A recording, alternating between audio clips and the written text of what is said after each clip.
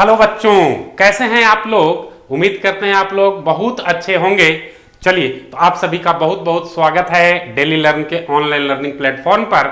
मैं हूं आपके साथ engineer HR Singh, your chemistry mentor. आज हम लोग डिस्कस करने वाले हैं कि केस स्टडी के क्वेश्चन को इफेक्टिवली टाइम रिड्यूस करके और विथ एक्यूरेसी कैसे सॉल्व किया जाए। तो इसमें हम लोग पहले तो टिप्स एंड ट्रिक्स की बात करेंगे और एक मैं सैंपल बताऊंगा और उसके प्रोसेस की चर्चा करेंगे। तो चलिए बने रहिए मेरे साथ, शुरू करते हैं। सबसे पहली बात टिप्स एंड ट्रिक्स में क्या है, शॉर्टकट नहीं चलेगा। क्या शॉर्टकट नहीं चलेगा? क्योंकि आपको इसमें मार्क्स सिक्योर करना है, नॉट लेस देन 100%। मैं 100% से कम की बात कभी नहीं करता।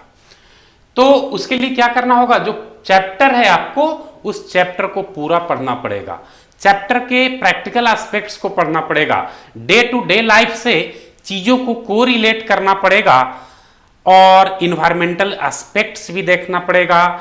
जो टॉपिक है उससे दाहिने बाएं चीजों को कोरिलेट कीजिए, एनालाइज कीजिए, इमेजिन कीजिए। दूसरी बात, think positive and live habit of living.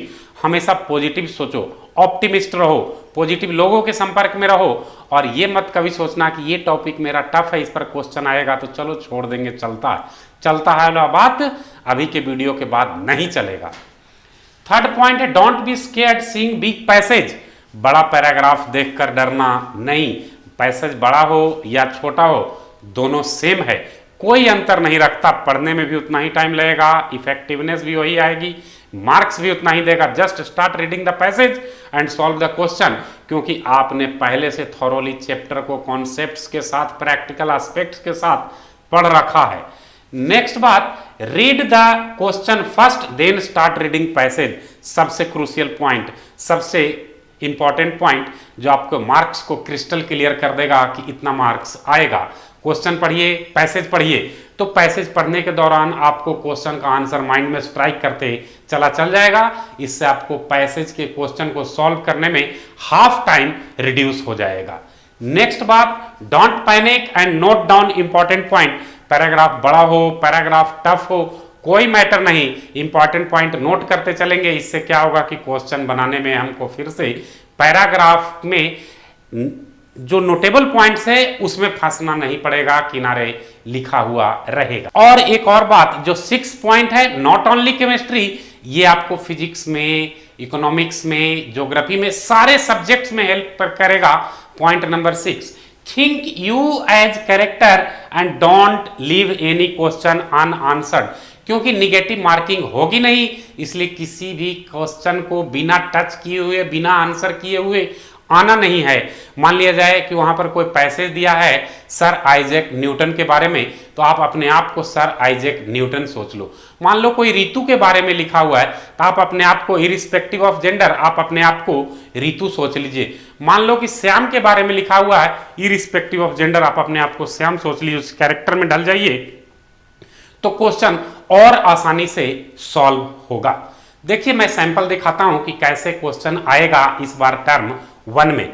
देखो, जो केस स्टडी बेस्ड क्वेश्चन होगा उसमें केस दिया हुआ रहेगा, मतलब पैराग्राफ दिया रहेगा, कॉम्प्रिहेंशन दिया रहेगा, जो ऑलरेडी आपके एनसीईआरटी बुक से होगा। कॉन्सेप्ट्स उसका लैंग्वेज हो भी सकता है, नहीं भी। उस पैराग्राफ में फिगर हो सकता है, नहीं भी हो सकता है, और उस पर रिलेटेड 3 क्वेश्चन होंगे। सेक्शन सी में 3 क्वेश्चन और होगा, 3 क्वेश्चन पैराग्राफ बेस्ड होगा। इसमें से हम लोग को कोई भी 5 क्वेश्चन सॉल्व कर देना है। अगर आपने 6 सॉल्व किया तो शुरू का 5 क्वेश्चन कंसीडर करेगा, लास्ट वाला 1 को जांच नहीं करेगा। देखिए जैसे पैराग्राफ दिया हुआ है, करा read the passage given below and answer the following question. आपको क्या करना है, इस पैसेज को पढ़ना है। मैं बताऊं एक ट्रिक केमिस्ट्री के क्वेश्चन को सॉल्व करने का, ये जो है आपको कॉन्सेप्ट पहले से मालूम है। मैंने क्या बोला कि पहले क्वेश्चन पढ़िए, आप पहले क्वेश्चन पढ़ो और इसको सॉल्व करने का प्रयास करो, पहले ही सॉल्व हो जाएगा। पैराग्राफ में जाने की जरूरत नहीं है। हाँ, पैराग्राफ से ये हेल्प मिलेगा कि अगर आप कोई फॉर्मूला भूल गए, कोई कॉन्सेप्ट भूल गए, ये देखिए चोरी कर लीजिए, यहां से देख लीजिए, फिर जाइए फॉर्मूला अप्लाई कर दीजिए, कॉन्सेप्ट अप्लाई कर दीजिए और क्वेश्चन को सॉल्व कर डालो। ये कर डाला तो एग्जामिनेशन में मार्क्स जिंगा लाला। देखिए क्वेश्चन दिया है, if 0.1 m molarity of AgNO3 and 0.1 m NaCl solutions are mixed in same volume, then what will be the concentration of nitrate ion? दोनों को सेम वॉल्यूम में मिला दिए हैं तो कॉन्सेंट्रेशन ऑफ नाइट्रेट आयन क्या हो जाएगा 0.1/2, तो ऑप्शन हो जाएगा सी नंबर 0.05। खैर मैं इस क्लास में आपको क्वेश्चन सॉल्व करने के लिए नहीं आया हूं, मैं तरीका बताने के लिए आया हूं। दिखाया कि पैराग्राफ दिया उस पर क्वेश्चन दे सकते हैं। फिर क्या दिया है 6.02 into 10 to the power 2 20 molecules of urea present in 100 milliliter of its solution, then concentration of solution will be। Molarity का फॉर्मूला क्या होता है number of mole by volume of solution in litre. देखो पार्टिकल दिया है तो इसका मोल क्या हो जाएगा नंबर ऑफ मोल। कैसे होगा number of particle upon Avogadro number 6.022 into 10 to the power 20 upon Avogadro number क्या 6.022 into 10 to the power 23 volume in litre. इसको क्या लिख सकते हैं 0.1। सॉल्व करोगे तो 10 to the power -3 by 0.1 10 to the power -3 by 10 to the power -1 क्या हो जाएगा 10 to the power -2। सॉल्व कीजिएगा तो 0.01 m इस तरह से सॉल्व होगा। देखिए तो मैंने पैराग्राफ पढ़ा क्या नहीं पढ़ा, बिना पढ़े क्वेश्चन सॉल्व हो रहा है। अब देखिए इस पर 3 क्वेश्चन होगा, कभी कभी 4 होगा तो एक और लगाए हुए रहेगा। क्वेश्चन एक ये है, एक और में मैंने डाला है, किसी को आप सॉल्व कर सकते हो। देखिए ये क्वेश्चन क्या कर रहा है a 5.2 molal aqueous solution of methyl alcohol is supplied. Molal aqueous solution यानी molality is given how much 5.2, तो कह रहा what is the mole fraction of methyl alcohol in the solution. देखिए सॉल्यूशन एक मिथाइल अल्कोहल का है तो number of mole of methyl alcohol यही हो गया 5.2, और सॉल्यूशन किसके साथ है एक्वस सॉल्यूशन, तो number of mole of water जानते ही हो 1 लीटर लोगे तो 1000 बाई 18 55.56। तो what is the mole fraction of methyl alcohol, mole fraction of methyl alcohol क्या मिथाइल अल्कोहल का mole upon total number of mole 5.2 upon 55.56।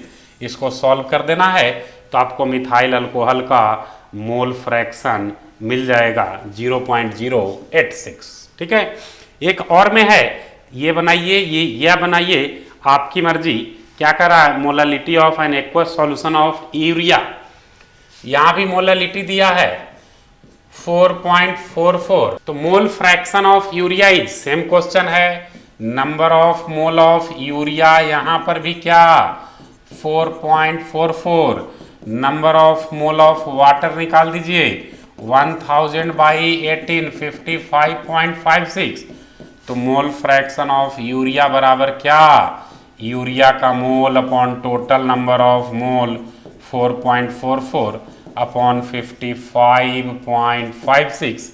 इसको solve करोगे तो क्या आ जाएगा 0.074। तो इस तरह से हम लोग पैराग्राफ बेस्ड क्वेश्चन देखो तो बिना पैराग्राफ पढ़े जरूरत पड़ी क्या। अब आप मोल फ्रैक्शन का फॉर्मूला भुला जाते, मोलालिटी का कॉन्सेप्ट भुला जाते तो पैराग्राफ देखना पड़ता।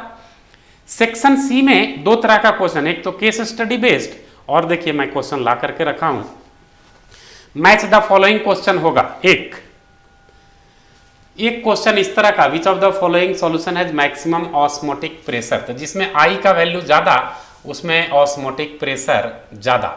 ठीक है, तो जिसमें भी आई का वैल्यू ज्यादा होगा। फिर है यूनिट ऑफ इबुलियोस्कोपिक कांस्टेंट, जानते ही हो। फिर कह रहा है इसमें से कौन कॉलिगेटिव प्रॉपर्टी है, देखो इसमें कॉलिगेटिव प्रॉपर्टी ऑस्मोटिक प्रेशर है। तो टोटल 6 क्वेश्चन होता है सेक्शन सी में, जिसमें केस डाला हुआ रहता है पैराग्राफ। 6 में से कोई भी 5 क्वेश्चन आप बनाने के लिए फ्री हो। मैं कहूँगा केस स्टडी वाला क्वेश्चन ज़्यादा आसान है, क्योंकि और क्वेश्चन की तरह तो है ही, आपको क्लू मिला हुआ है पैराग्राफ के टर्म में। तो मैं आज के इस मोटिवेशन को फिनिश करना चाहता हूं।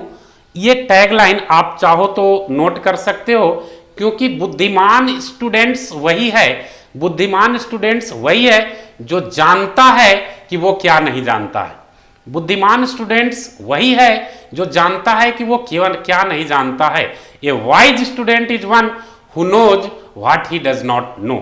चलिए इस तरह के वीडियो के साथ बने रहिए मेरे साथ। Thank you very much.